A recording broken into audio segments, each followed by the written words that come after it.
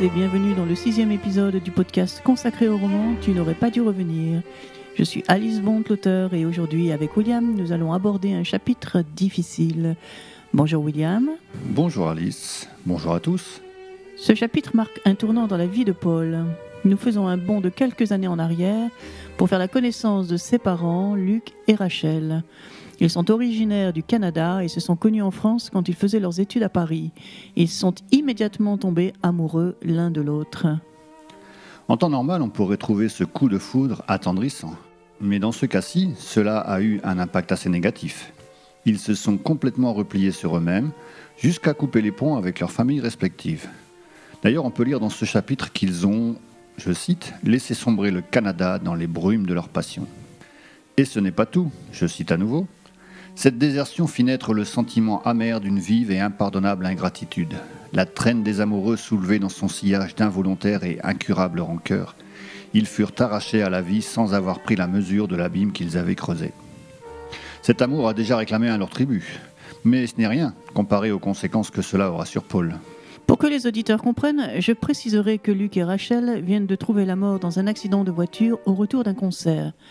La route est verglacée, un cerf saute devant le véhicule, Luc, surpris, donne un coup de volant pour l'éviter. La voiture fait une série de tonneaux avant de s'écraser dans un ravin 50 mètres plus bas. Fin du rêve. Fin du rêve. C'est vraiment un épisode dramatique. Paul est fils unique et sa seule famille vit au Canada. Comment un petit garçon de 7 ans va-t-il pouvoir surmonter cette tragédie ? Il ne le peut pas, c'est trop dur, c'est bien le problème. Alors il va nier la réalité. C'est un officier de police, Nathanaël Bouscatier, qui se rend au domicile des Lahey pour annoncer l'accident à Paul. Il se fait accompagner d'un psychologue, Arnaud Lefebvre. Mais Paul refuse d'écouter ce qu'on est en train de lui expliquer. Il continue de jouer. C'est une façon pour lui de dire « Ce que vous dites ne me concerne pas. Je joue en attendant que mes parents rentrent. » Il continue sa vie normale en quelque sorte, pour empêcher l'autre, celle du drame, de s'installer. Oui, il veut effacer la vérité en la niant.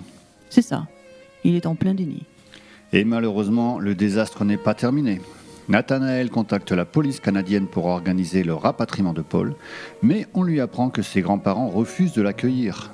Je trouve cette situation vraiment choquante. Avec le temps, la distance géographique a engendré un gouffre émotionnel qui est devenu insurmontable. Luc et Rachel ne côtoyaient plus leur famille depuis déjà plusieurs années. Disons que c'est une situation très compliquée.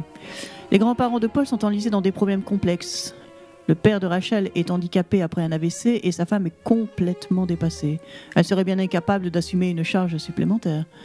Quant au père de Luc, il considère que son fils les a abandonnés au point de penser que sa femme est morte de chagrin à cause de lui. Les ponts, tu t'en doutes, ont été définitivement coupés. Il n'a même jamais rencontré son petit-fils. Oui, et même si Luc et Rachel n'en ont jamais pris conscience, leur amour a finalement causé beaucoup de dégâts. Et ce n'est pas terminé, j'en ai peur. En attendant, le moment est venu pour Paul de quitter la maison, son refuge. Arnaud l'emmène jusqu'à sa chambre pour qu'il emporte quelques affaires, mais Paul ne prend que 2 choses, son violon et Victor, son doudou panda. Oui, c'est Arnaud qui se charge de lui prendre des habits. Paul n'a pas du tout la tête à ce genre de détails pratiques, on s'en doute. Et d'ailleurs, il est hors de question pour lui d'assumer l'idée qu'il puisse quitter la maison pour toujours. Je voudrais à ce propos lire le passage qui symbolise la cassure entre la vie de Paul avant le drame et celle qu'il va devoir assumer à partir de maintenant. Arnaud et l'enfant se rendirent dans la chambre aux couleurs pastel afin de prendre quelques affaires. Tout était propre et ordonné. Un refuge ouaté où la joie avait dû se déployer sans entrave, mais qu'il fallait désormais abandonner.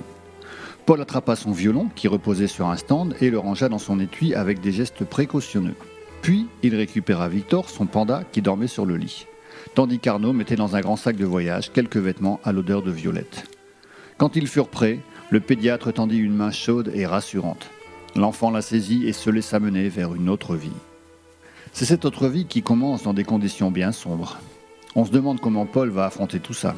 En tout cas, cela nous éclaire un peu sur sa personnalité en nous donnant des indications sur cette enfance dont il refuse absolument de parler. C'est là qu'il a appris à trouver la force d'avancer, même quand tout vient de s'écrouler. Comme au tout début du roman ? C'est ça, même si au tout début du roman, les choses sont tout de même moins dramatiques. En tout cas, c'est la même logique. Tout reconstruire une fois que tout est par terre. Avancer, quoi qu'il arrive. Je comprends un peu mieux maintenant. Les liens vont commencer à émerger au fil des pages entre ces deux périodes de la vie de Paul. En tout cas, ce chapitre est un véritable tournant, et j'avoue qu'en le lisant, j'ai commencé à voir Paul sous un jour différent.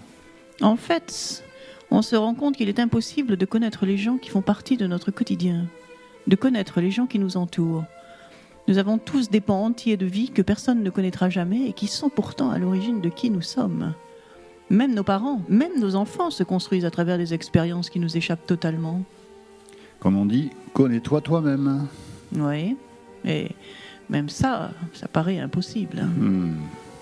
Bon, je vois qu'il y a matière à réfléchir d'ici au prochain épisode. D'ailleurs, j'aimerais bien avoir l'avis des auditeurs sur cette discussion. N'hésitez donc pas à nous faire part de vos remarques ou à partager votre ressenti sur ce chapitre en allant sur le site alicebond.com. En tout cas, je te remercie d'avoir enrichi cette conversation, William. Et je vous remercie également, chers auditeurs, pour votre écoute. Il est temps de se quitter. Rassurez-vous, le prochain épisode sera moins dramatique, même si Isabelle Gasquet a des révélations à nous faire qui ne seront pas faciles à entendre. Je ne sais pas si Paul comptait donner suite pour l'achat du mas, mais en tout cas, ce qu'Isabelle va lui dire va sérieusement le faire réfléchir. C'est sûr. Mais nous n'en dirons pas plus pour le moment, n'est-ce pas ?